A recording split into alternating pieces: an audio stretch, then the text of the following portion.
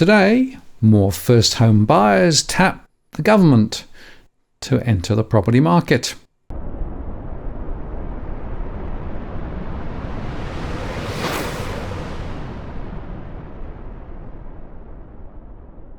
Hello again, it's Martin North from Digital Finance Analytics, well, that is post covering finance and property news. Well, there was an interesting article in the AFR saying that growing difficulty entering the housing market has led to the most first home buyers tapping into the federal government's home guarantee scheme since its inception 4 years ago, according to the National Housing Finance and Investment Corporation. The scheme, which offers 3 types of guarantees, allows first home buyers to purchase a home with a minimum deposit of 5% to avoid paying mortgage lenders' insurance. The remaining amount of 20% deposit, which is required to be exempt from paying the insurance, is guaranteed by the federal government.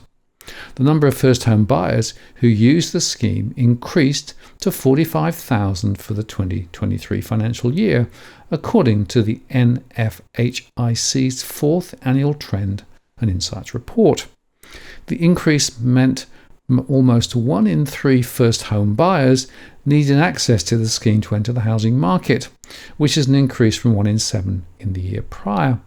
The broader macroeconomic environment, with rapidly rising interest rates, has substantially decreased mortgage serviceability, with flow-on effects for affordability, and this has led to first home buyers relying more heavily on the scheme than in previous years, the NFHIC research head Hugh Hartigan said.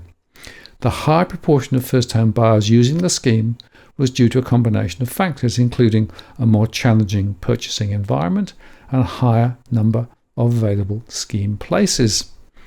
House prices have increased by 4.9% nationwide and by 8.8% across Sydney, according to CoreLogic, and this has raised the deposit hurdle across the biggest capital cities, with Sydney's first home buyers now taking 12.3 years to save a 20% deposit on an average home, up from 11.8 years during the March quarter.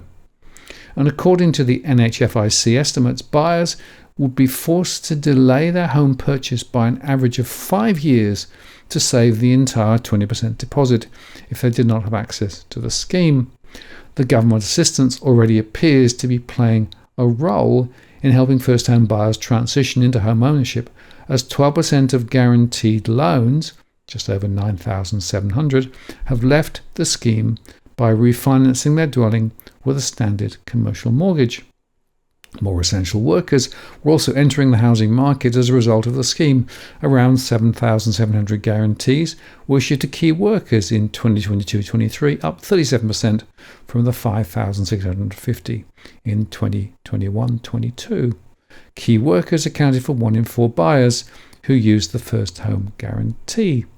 And the government assistance already appears to be playing a role in helping first home buyers transition into home ownership, as 12% of guaranteed loans, 9,700, have left the scheme by refinancing their dwelling with a standard commercial mortgage.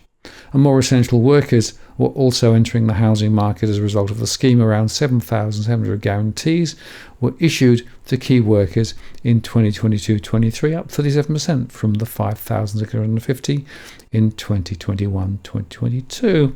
And key workers accounted for 1 in 4 buyers who used the first home guarantee. The scheme is helping more Australians, including key workers and those living in regional areas, buy their own homes sooner. It's great to see the increasing number of participants who have built up enough equity to transition out of the scheme, NHFIC Chief Ownership Programme Officer Jennifer Chu said. Arrears under the scheme, meanwhile, have remained at less than 0.1%, which is less than the market average of high loan-to-value loan lending. But the growing cost of living means the scheme's arrears are expected to rise in line with the broader home loan market, the NHFIC warned. My takeout on this is clear. As with all incentives, there are winners and losers. If you've been able to get one of those scheme loans and get into the market, then you might have done well. But of course, there are many others who are simply unable to access property at the moment. The number of aspirational buyers continues to rise relative to those who actually transact, and affordability is completely shot with the higher interest rates. And there is a clear risk here. What happens if property prices do begin to ease, as is possible if arrears start to rise? The government, of course, will be picking up the tab potentially, and that's another cost that the government probably hasn't thought about.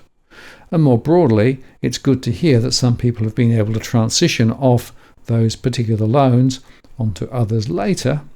That, of course, is a circumstance driven by higher prices, remarkably, and that may not continue. So there are some traps here for the unwary, and I think this is more an object lesson in trying to treat the symptoms rather than causes of underlying house price problems.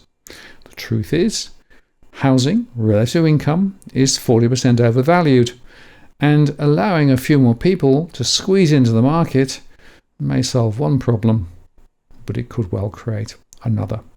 I'm Martin North from Digital Finance Analytics. Many thanks for watching, and I'll see you again next time.